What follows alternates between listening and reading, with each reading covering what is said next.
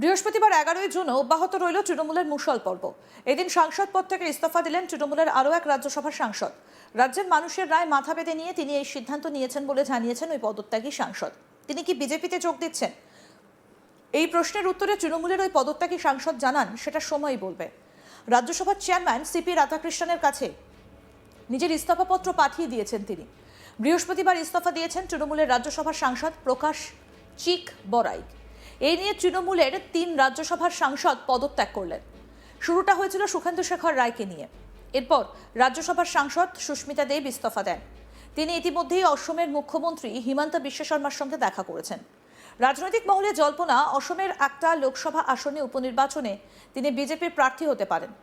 রাজনীতিতে অনেক সময় পরাজয়ই সবথেকে বড় সংকট নয়, আসল সংকট শুরু হয় তখন যখন নিজের দলের লোকেরাই নেতৃত্বের ওপর আস্থা হারাতে শুরু করেন।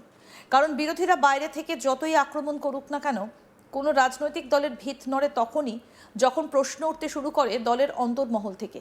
আর সেই কারণেই সাম্প্রতিক ঘটনা প্রবাহকে ঘিরে জাতীয় রাজনীতি থেকে পশ্চিমবঙ্গের রাজনৈতিক মহল পর্যন্ত নতুন করে আলোচনা শুরু হয়েছে।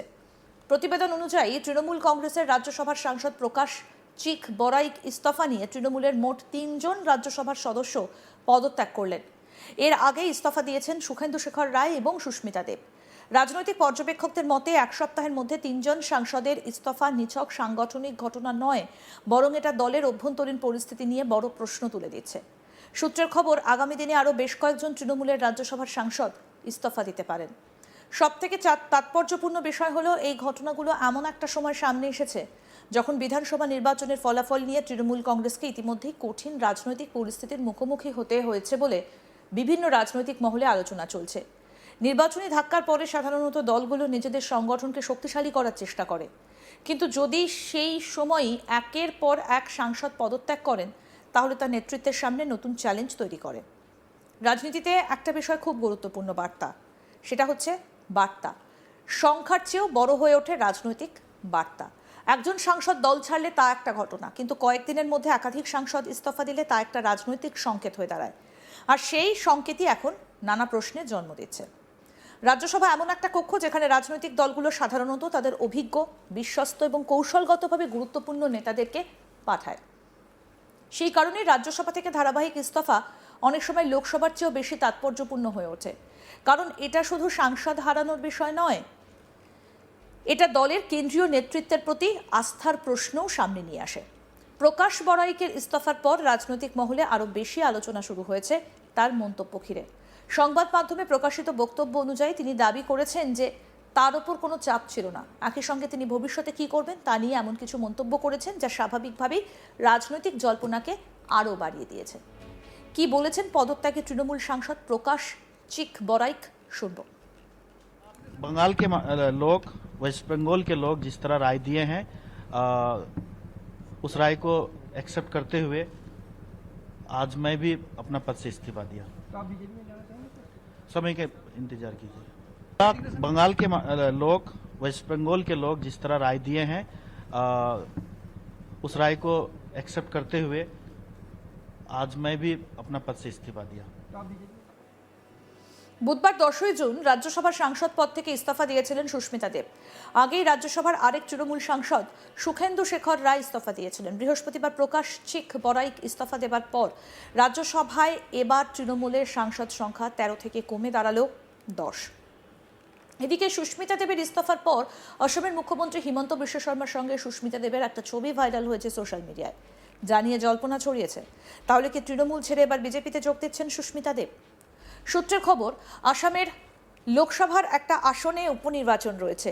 সেই আসনটিতে প্রার্থী হতে পারেন সুস্মিতা দেব। কিন্তু সুস্মিতা দেবের ইস্তফায় সংসদীয় রাজনীতিতে তৃণমূল আরও কোণঠাসা হয়ে পড়ল বলেই মনে করছে রাজনৈতিক মহল। কারণ ইতিমধ্যেই লোকসভায় 28 জন সাংসদের মধ্যে 20 জন কাকলি ঘোষ দস্তিদারের নেতৃত্বে বিদ্রোহী শিবিরে নাম লিখিয়েছেন। কেন্দ্রীয় বন ও পরিবেশ মন্ত্রী ভূপেন্দ্র যাদবের বাড়িতে বিদ্রোহী সাংসদদের একটা বড় অংশই বৈঠক করেন। সেই বৈঠকে যোগ দিয়েছিলেন রাজ্যের মুখ্যমন্ত্রী শুভেন্দু অধিকারীও। এই বৈঠকেই বিদ্রোহী সাংসদরা স্পষ্ট করে দেন তারা এনডিএর সমর্থনে কাজ করতে চান। লোকসভায় আলাদা ব্লকে সবার ব্যাপারেও তারা ইতিমধ্যে স্পিকার ওম বিড়লার কাছে চিঠি দিয়েছেন বলেই খবর। কি বলেছেন সুস্মিতা দেব পদত্যাগে তৃণমূল সাংসদ, শুনবো এবার। देखिए मैं ये सिर्फ उम्मीद कर सकती हूँ कि मुझे राजनीति करने का और एक जनप्रतिनिधि होने का मौका भविष्य में मिलेगा। सो नेक्स्ट जो स्टेप्स होंगे मैं आप लोगों को जरूर बताऊंगी। टीएमसी की तरफ से या ममता बनर्जी की तरफ से आपके पास कोई फोन आया हो या कॉल आया हो कि आप क्यों रिजाइन दिया? मैं एक सेकंड, मैं ममता दीदी के बारे में कुछ कमेंट नहीं करूंगी और ये तय है, पर ये जरूर है हाँ मैंने तृणमूल कांग्रेस छोड़ा है और देखिए मुझे मेरा जो फ्यूचर स्टेप होगा मैं विस्तारित रूप से आप लोगों के साथ प्रेस मीट करके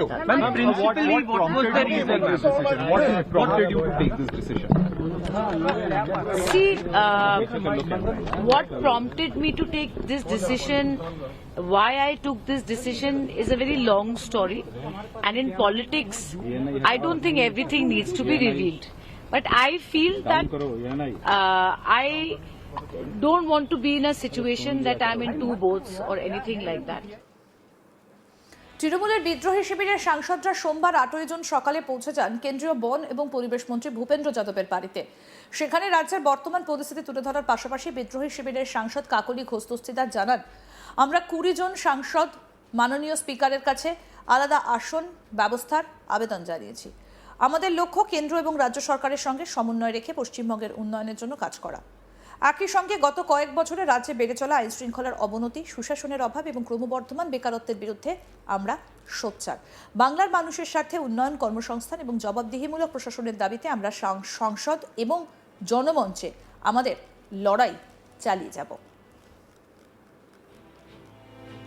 কি বলেছেন কাকলি ঘোষ দস্তিদার, শুনবো।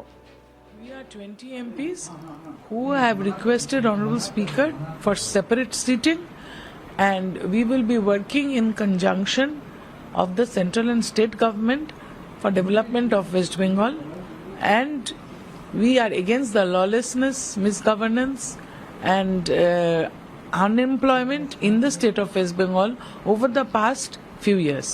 I have been with Mamata Banerjee for 40 years.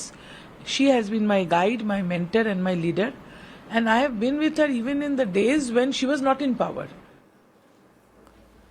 অবশ্য এদিন মঙ্গলবার রাতেই কলকাতায় ফেরেন বীরভূমের তৃণমূল সাংসদ শতাব্দী রায়, যদিও ক্যামেরার সামনে তিনি বিশেষ কিছু বলতে চাননি।